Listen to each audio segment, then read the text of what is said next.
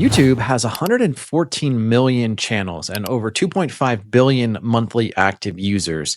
And yet, for so many new creators, it is exceptionally hard to find a community or a peer group with whom to collaborate with. And it's not always obvious where to look for a group or why it's even important to find one. And so over the last 7 months, I've dipped my toes into plenty of groups on different platforms. And in this video, I'm going to share my experience and my recommendations for platforms that you can explore to find your YouTube friends. But first, why does it even matter? Like, why do you need to find a group of peers or friends or community on YouTube? Can't you do this by yourself? Aren't YouTubers mostly introverts anyway? And while the answer is probably yes, I still think there is a ton of value in seeking out others who are also going through this very challenging endeavor of doing YouTube.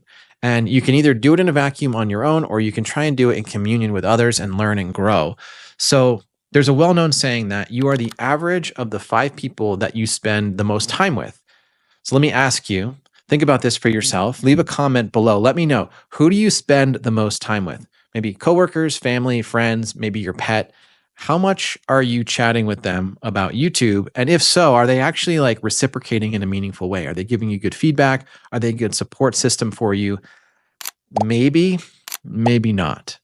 And that's not to denigrate your family, friends, or your pets in any way. It's really just, they don't really know what you're up to or what you're working on. So it's really hard for them to relate. If you're surrounded by driven, motivated, and positive fellow YouTubers, you're far more likely to grow, advance your skills, get pushed out of your comfort zone, and otherwise just inherit the influence of other people who are also going through it with you. Alternatively, if you spend a lot of time by yourself and you don't really engage with the community, that can lead to a lot of self-doubt, a lack of confidence, and potentially burning yourself out. I'll just give you one quick example anecdotally from myself. Had it not been for my coach and mentor that I've been working with since last October, I probably would not have worked up the courage to start my own coaching business and to start working with others. So hearing others' opinions about you and how well you're doing can give you the confidence and the courage to keep going.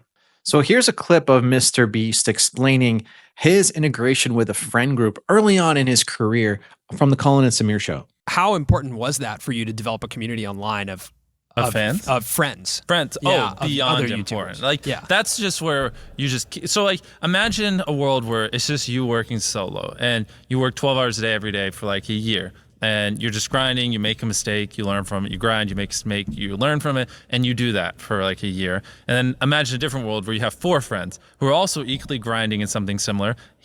Friend number 1 makes a mistake on Friday. He teaches the other 4 people. Friend number 2 makes a mistake the next week, teaches everyone. And then like you're all learning from each other's mistakes. You're all constantly studying 24/7 and downloading each other. Like after a year, you're like 2 years ahead of the guy who was just solo. So clearly MrBeast is a bit obsessive about YouTube. I think we all know this by now. We don't have to emulate him, but I think his logic and his results stand for themselves. It's all about finding a group of people that you can collaborate with, learn from, download, as he put it, so that you can elevate and accelerate your learning. So to hit this point home, here are the 5 top reasons that working in community with other people is really important. The first is accountability and consistency. So when you're part of a group, you're more likely to stay on track with your content schedule.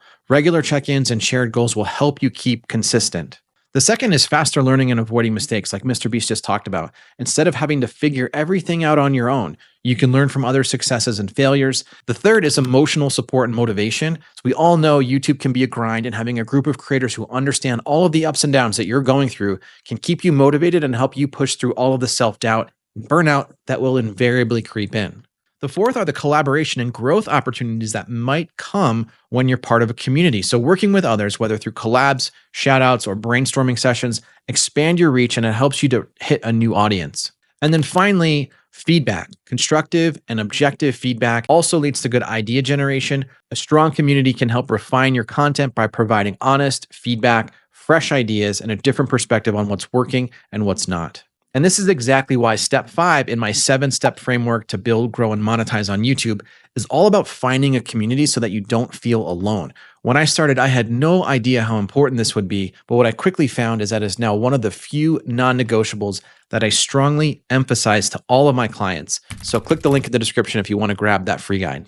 All right, so where do you find your YouTube friends? Honestly, it's not that difficult. It's just not super obvious. So you just have to know where to look. Here are some of the best ways to connect with other people online doing YouTube. Believe it or not, your own comment section is a gold mine. Now, if you're still early on and you don't have a ton of people commenting on your videos, that's perfectly okay.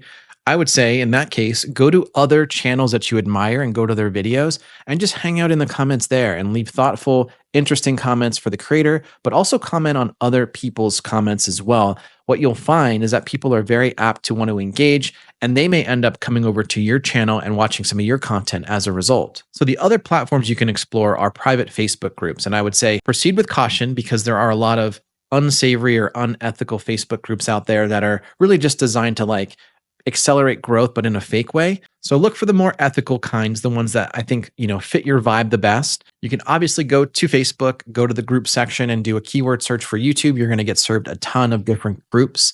You have to vet them and evaluate them to make sure that they are a good fit for you. Now, some of the prominent channels on YouTube like vidIQ and Think Media, they have their own private Facebook groups. They're active. They've got tons of people in there. They are a great place to ask questions and get answers, but they are oftentimes behind a paywall. I know Think Media, for example, their Facebook group is behind their Video Ranking Academy, which if you haven't signed up for a course yet and you want to dive into, I would strongly recommend VRA. It's been a tremendous help for me. But because the communities in those groups tend to be large, and there's people from all over the place of all different interests, it may be harder to find people that you vibe with. It might be just a good place to ask questions.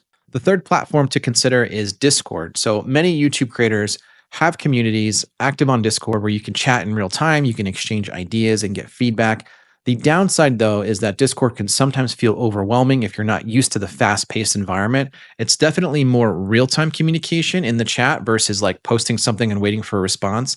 And not all servers are well moderated. And my own personal opinion is that Discord tends to cater to a younger demographic, and a lot of those guys are really into gaming content. And if that's not your shtick, if you don't feel like you're going to learn from those individuals, then Discord might not be the best place for you.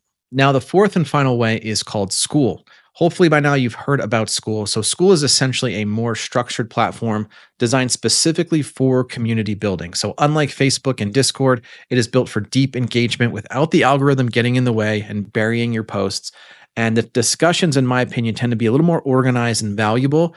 I've actually turned on my own Skool community. I've joined other Skool communities as well in the past.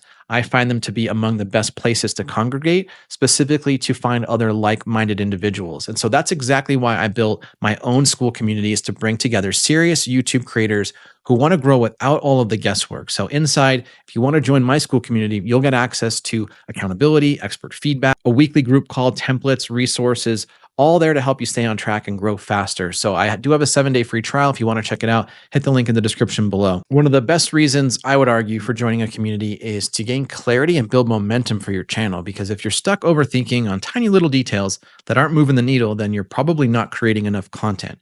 Having other people to ideate with, bounce ideas, have them help you get over these humps means all the difference in the world. So if you're stuck overthinking, or if that's held you back in the past and you're just not creating at the rate that you would like to, be sure to watch the video right up here where I can help you reframe how to get past overthinking.